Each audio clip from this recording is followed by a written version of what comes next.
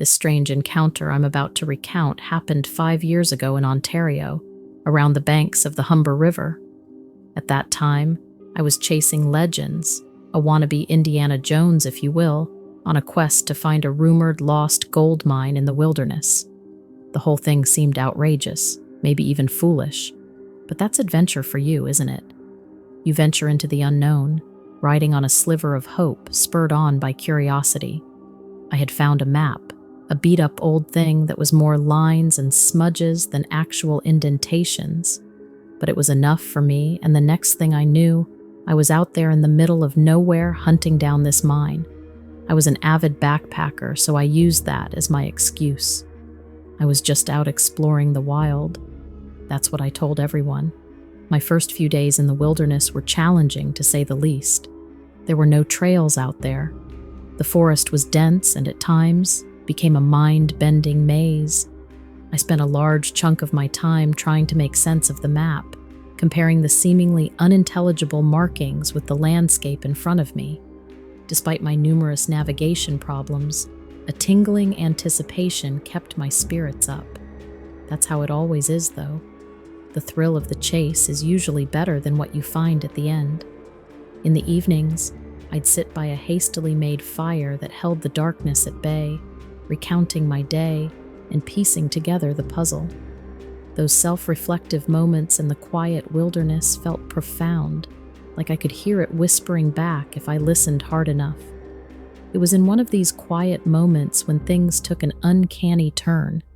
I've always believed in keeping my surroundings as untouched as possible, a habit formed from countless camping trips that embody leave no trace. But that day, I was much too deep in my musings to notice the stick I had dislodged by the side of the fire pit. As it slipped, I watched it tumble down the slope nearby.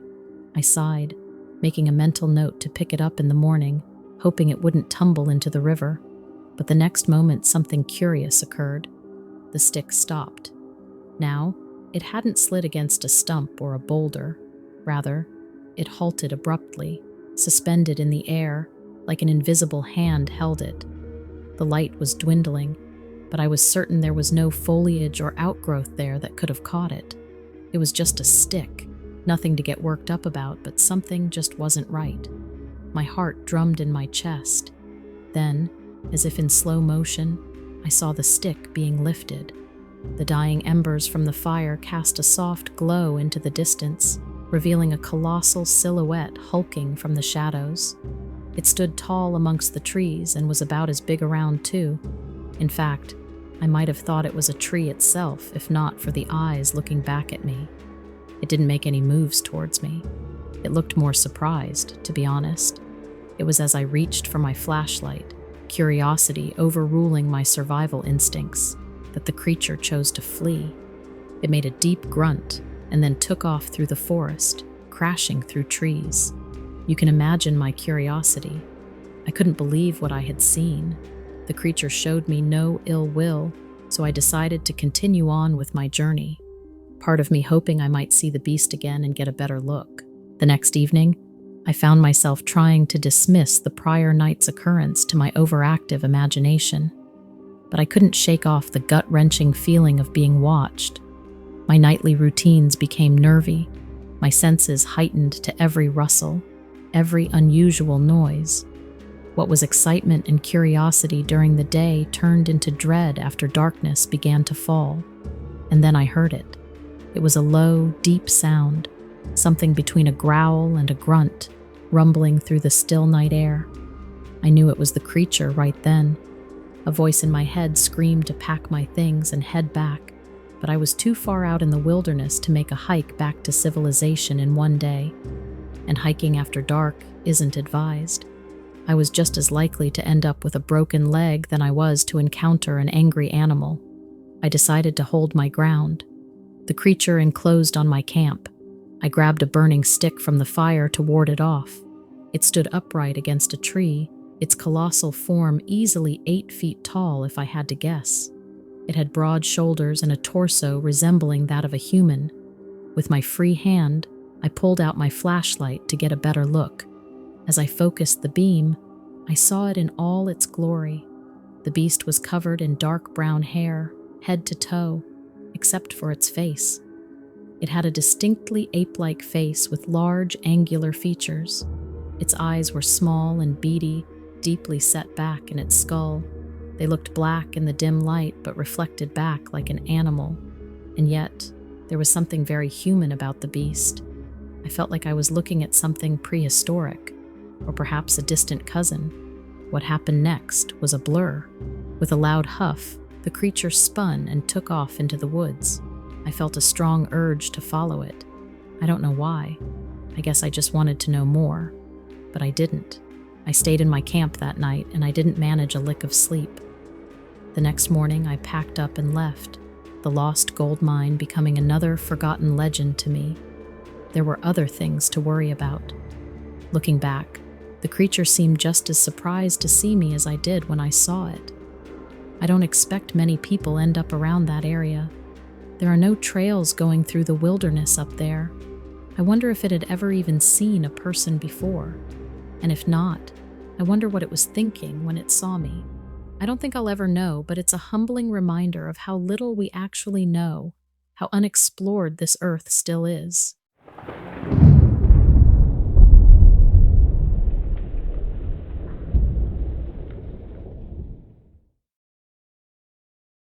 Picture a perfect summer's day on the Massachusetts coast. It's warm, but not oppressive. There's a gentle breeze, and the Atlantic Ocean is a picture postcard of blue under the Cape Cod sun. I'm doing my daily rounds as a park ranger at the Cape Cod National Seashore, feeling grateful that this is my office. My day typically starts off with checking out the state of trails, followed by some routine maintenance work, and includes a lot of picking up trash left behind by less conscientious visitors. Many of the trails wind through scrub pine and oak forests over to the dunes, providing splendid views of the ocean.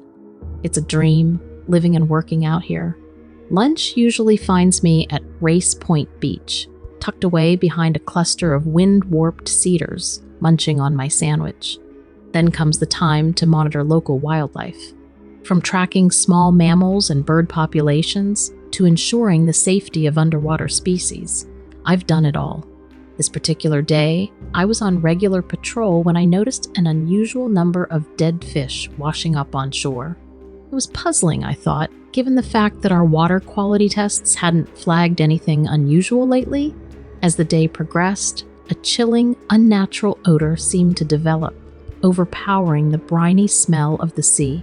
It was a smell I have never experienced before, like the stench of 1,000 dying seagulls, rotting seaweed, and the unmistakable tang of something big and old, like a whale, something from the deepest parts of the sea.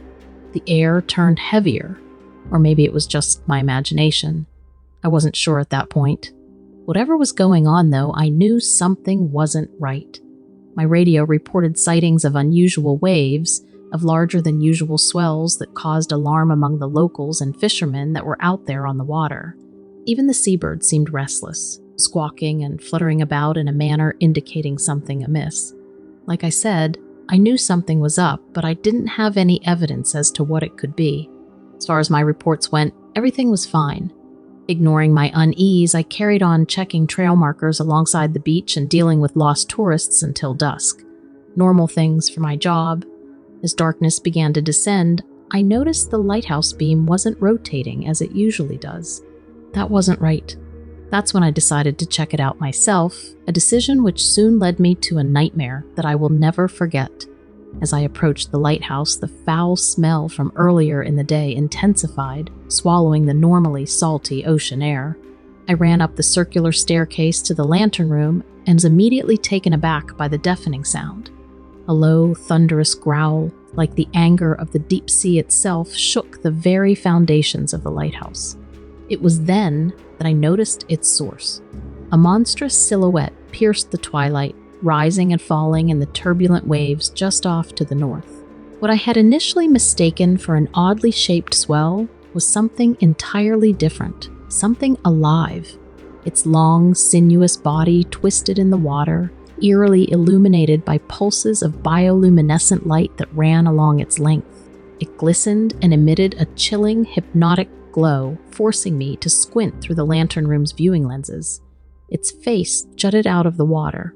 It was reptilian-looking, like some sort of deep-sea dragon. I know it sounds crazy, but that's what I saw. I could see teeth and what looked like eyes reflecting off the pulsing lamp from the lighthouse. The sight was terrifying and majestic all at once. The creature was enormous. It was like seeing a school of whale surface. It was that kind of mystifying and awe-inspiring. I know I was looking at some unknown, undiscovered beast of ocean legend, but it was fascinating. But then, I was in the safety of the lighthouse. I imagine I would have quite a different feeling if I witnessed this sight from a boat. I fumbled with my radio, attempting to contact the local Coast Guard. I needed someone else to see this too, just to make sure I wasn't going crazy. While the static-filled response assured me help was on the way, the creature began to thrash wildly, its body creating waves that began lapping at the base of the lighthouse.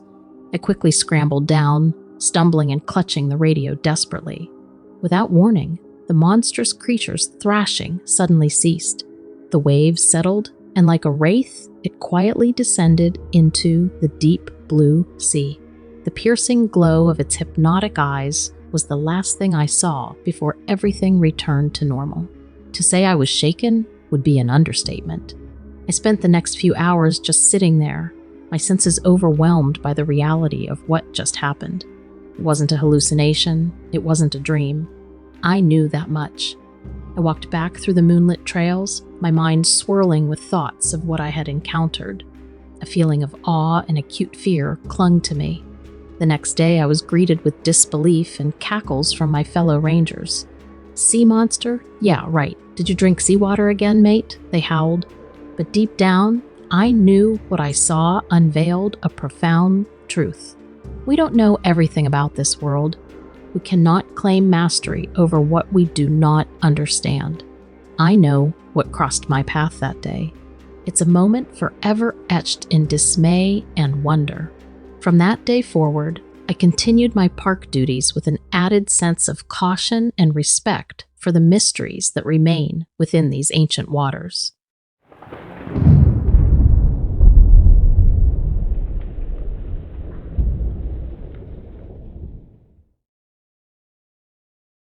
I thought I'd share something weird that happened during a vacation my wife and I took to Dead Horse Point State Park. It's just outside Moab, Utah. The park has canyons as far as your eye can see. It's a pretty impressive place. So we planned a trip during the last week of September. Utah can get pretty darn warm in the summer months, so hiking in the shoulder season is ideal. The weather that day was crisp and clear, and so most of our time was spent out on the hiking trails. After long hikes like that, we would just sit and hang our tired legs over the cliff, basking in the silence.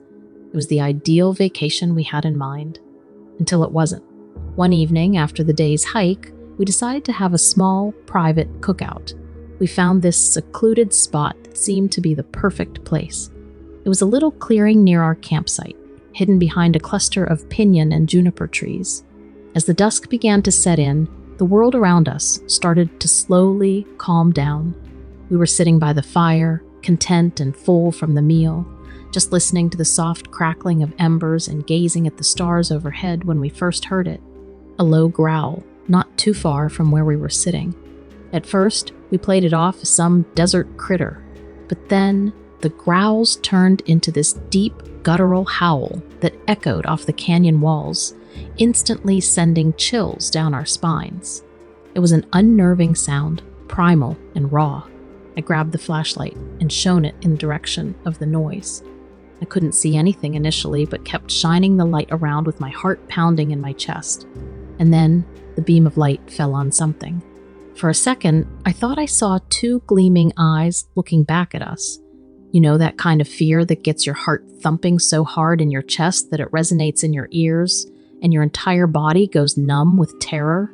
Yeah, it was that. We thought it was a wolf or a coyote at first. That was the logical explanation. But we both knew what those two animals sounded like, and this wasn't either of them. I instinctively knew we were facing something different, and very likely dangerous. The eyes were placed too high from the ground, easily at about 7 feet or more. I mean, what kind of animal possesses that body structure in this part of the world? Unless it was already in the trees. But it wasn't. It was standing on solid ground. It stepped into the light before us. A silhouette, massive and daunting, outlined against the dim firelight. I don't think I can accurately put into words the fear that enveloped us then.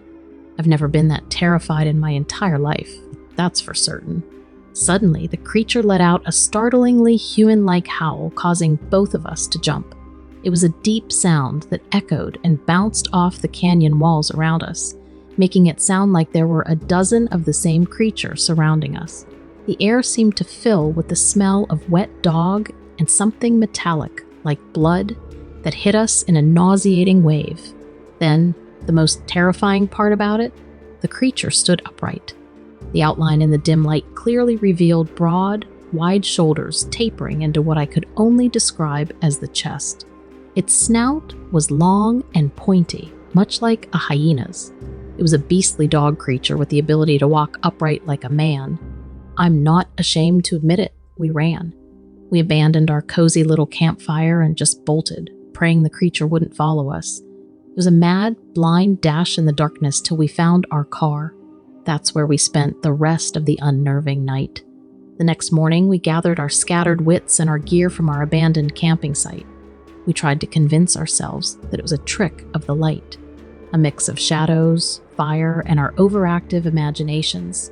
But the disturbing memory of its howl and menacing outline of its unnatural body is etched into our minds rather deeply. Upon reaching home, I kept hoping it'll be chalked to a rough case of wild imaginations and shadow tricks. Instead, I found myself stumbling upon countless stories and supposed sightings of a creature, with descriptions eerily similar to our unsettling encounter.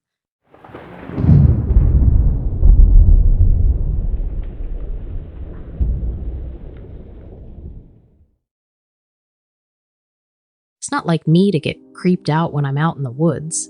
I mean, I've spent countless hours exploring the outdoors. And I'm not just talking about regular camping where you park your car nearby. I'm talking about backpacking, where I hike 10 miles or more into remote areas. I also have no worries about going on these adventures alone. I mean, I'm sure it's partly because I'm a tall, hefty person, but I think it's mostly because I've acquired a second sense about how the woods normally feel. I mean, I've certainly come across quite a few strange and unusual people during my time outdoors. Some of them have been quite entertaining, and some have been a bit unsettling. But sometimes you kind of want to experience something out of the ordinary. So the time I'm talking about, me and a couple of my friends made a plan to go backpacking in this wild area in Northern California. I only knew about this remote spot because my dad had a friend who used to do logging work around there several years back. He was one of those no-nonsense tough guys. Back then, they were working deep in the woods with some huge bulldozers and other heavy machinery. This guy wasn't prone to joking around or making stuff up. This was Colorado, and he was a tough Colorado man. Old style. The kind whose family had been there well over a century. I'm just mentioning that because he used to talk about something weird that went down in that area. The crew had been feeling uneasy for a few days, and then they started hearing strange sounds and knocking coming from the forest that they couldn't explain. Then, one morning when they arrived at their equipment, they discovered that someone had smashed a bunch of their big drums filled with diesel fuel. Those drums weighed over 400 pounds. It would have to be some incredible force to do something like that. And the weirdest thing was, they were called off the job after that and told it was temporarily suspended. But then they never got called back. So the whole thing felt super weird. And my dad's friend mentioned the word Bigfoot a few times, which wasn't like him at all. Anyway, we specifically chose that area because we wanted to potentially experience seeing something mysterious. 2 of us were open-minded and curious about the idea of Bigfoot, but our third friend didn't believe in it at all. I had my Jack Russell Terrier with me too. The trip was meant to last for about 4 days and 3 nights. On the first night, we reached our campsite in the river valley. The scenery was breathtaking. The sides of the valley were steep and rough, but there was a crystal clear stream running through the middle that was beautiful. But all of us felt unsettled right away, even during the daytime. It was like a feeling of discomfort that we couldn't shake off. Throughout the entire day, we hadn't come across or heard anyone else, but all 3 of us kept pausing and gazing into the trees and mountains, like our instincts were searching for something without us even realizing it. Later in the afternoon, we built a fire and just sat around talking and drinking beer. It was during this time that my friend, who was the skeptic, brought up the fact that we hadn't come across any wildlife in the area. My other friend and I realized that he was right and that we hadn't spotted a single animal since we arrived at our campsite. What made it even stranger was the absence of birds. Normally, we would hear them chirping or see them flying around, but not this time. It was right about that point when my dog started freaking out. First, he started growling, which was totally out of character for him. And then he started yapping his head off and his body got completely tense. He was staring upriver and then he just took off. I ran after him yelling at the top of my lungs, but nothing was going to stop him. He kept running for like 15 minutes and then he veered off and suddenly stopped at this chain link fence. That took me completely by surprise. Of all the things I was expecting to see, a fence was not it. And the most foul stench you ever smelled just filled the air. My dog wouldn't stop barking, but I was finally able to grab him and I just clamped his jaws together so I could listen. It was approaching sunset by then, so it was getting really shadowy. I was staring through this fence and I swore I could see some kind of light through the trees, like a light bulb kind of light on a building. But there was no way in heck there should be a building out there. But then I started hearing the most God-forsaken howling sounds coming from that direction, and every hair on my body stood up. It almost sounded like something was being tortured. I looked for any kind of signage on the fence, but there was nothing. The darker it got, the more I was convinced there was a building back there with just a couple light bulbs on it. I just turned and ran then. I had to get back before it got darker. I had gotten the worst feeling that something bad was going on there. I'm pretty sure I wasn't making much sense to my friends, but I told them we needed to get out of there. And they listened to me. We packed up as best we could and just left. I contacted the authorities and tried to explain what I saw. They said they'd get back to me, but when they did, they just said there was nothing but wilderness in that area. But I'm telling you, something is going on there. I don't know if something is being experimented on or tortured or what, but something is going on there. I'm trying to work up the courage to get back there and take some photos and videos. When my dog ran off like that, I didn't even have my phone on me. Something's definitely not right.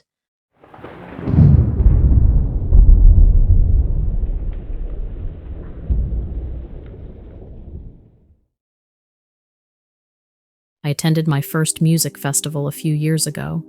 It was a small local one, nothing big or crazy like Coachella. There were probably only 2,000 attendees at most. The festival lasted 3 days, and my friends and I were some of the maybe 500 people who camped out overnight. There were 3 small campsites erected in the field not far from the stages, and they were very primitive. Just some designated spots for tents and a few porta potties. The festival happened in a fairly open field, with trees lining the edges of the field. It was intentionally held in an area far out of town to avoid annoying residents with the sounds of music and partying. The first night of camping went fine, although it wasn't very comfortable, or quiet since some people stayed up all night drinking. The second night, my friends and I tried to go to sleep around 3 a.m. There were 4 of us, and 2 tents, so I was sharing with my best friend. Our campground was decently quiet by that point, fortunately, and we hoped for a better night's sleep than the first night. But before we could fall asleep, we heard the screaming. Not the fun, playful kind of screaming, but horror movie screaming. We all scrambled out of our tents trying to see what was going on. The moon was behind the clouds, and the site only had a few mounted lights leading to the bathrooms, so it was very dark. too dark for us to see what was happening, but we could tell that at the far end of our campground, there was some kind of commotion, a group of crying and screaming girls, and a large crowd of people around them trying to calm them down. We watched for a minute but didn't get closer. It didn't appear to be a real emergency. We were getting ready to get back in our tents when the second round of screaming started. This time it was on the other side of the field. 3 guys came running out of their tents, yelling something we couldn't understand. Something was definitely going on, and I was starting to get a bit worried, but didn't have a clue what it was. After the third round of screaming erupted, we heard someone yell something about a dog, which was even more confusing. Why on earth would people be this freaked out by a dog? And we hadn't seen any dog running around, or heard any barking or growling. But the campsite was in chaos by that point. It didn't help that at least half of the campers were drunk or on other party favors, making them easily confused and excitable. Some of them had run out of the field to their cars, but there was one big group huddled together, waving their flashlights around wildly. We wanted to go get the whole story, so we approached the group. We found a sober-looking younger guy and asked him what was going on. He told us that people were seeing some kind of massive feral dog in the campground. It had nearly attacked the girls, and then it had shredded the tent of the group of guys. While he was telling us this, I could hear the one hysterical girl insisting that it wasn't a dog, but I didn't understand what she was trying to say. Was it a dog or not? There was a debate going about calling the police, but it would probably take them a good 20 or 30 minutes to get out here. Other people wanted to run for their cars, but were too scared to run across the open field. We were still highly baffled as to why people were so freaked out. No one had gotten hurt, and there was a discrepancy about what was even out there. I was starting to suspect group hysteria and possibly a poor stray dog in the wrong place at the wrong time. I talked my friends into going back to our tents, since there was no point in standing out in the field all night. We walked back to our site without issue and climbed in our tents once again. My friend and I sat up for a while, waiting to see if there would be more noise before trying to sleep. 10 minutes later, as we sat and talked about the festival, a giant shadow passed really close to our tent and paused in front of it before continuing on. It was tall, so we assumed it was a person, but we decided not to unzip our door to check. A minute later, we heard more screaming, really close this time. Someone tapped on our tent, yelling at us to run. We were really scared at this point and hurried outside. We saw that most of the big group had dispersed, and they were all running in different directions. Not far behind them was something big and dark.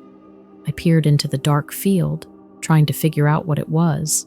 It was running on 2 legs, like a person, but wasn't really human-shaped. It was thicker, and the head was too big. I grabbed my flashlight and aimed it towards the dark shape. I could instantly see what the confusion had been. I felt it too. The head of the thing was a dog's head, long snout, big fangs, yellow eyes, but the body was more human-like than dog-like. The legs and torso were long and thin. The reason the shape had looked weird to me was the thick, dark fur all over the body. As it got closer and we finally saw it clearly, we started running too. We darted for the parking lot with everyone else. I only turned around once, but I saw it drop to all 4s and lope into the woods. We got to our car and drove away, leaving our tents and sleeping bags behind. The festival did resume the next day as normal, but it closed down at midnight and our campsite was roped off. The official story was a coyote attack, despite at least 20-some witnesses saying otherwise. The fact that most witnesses were inebriated lost us all credibility. I saw some internet stories about the festival dogman, so I knew other people had seen what I had seen. It was obvious that we all knew what we had seen, even if no one did believe us.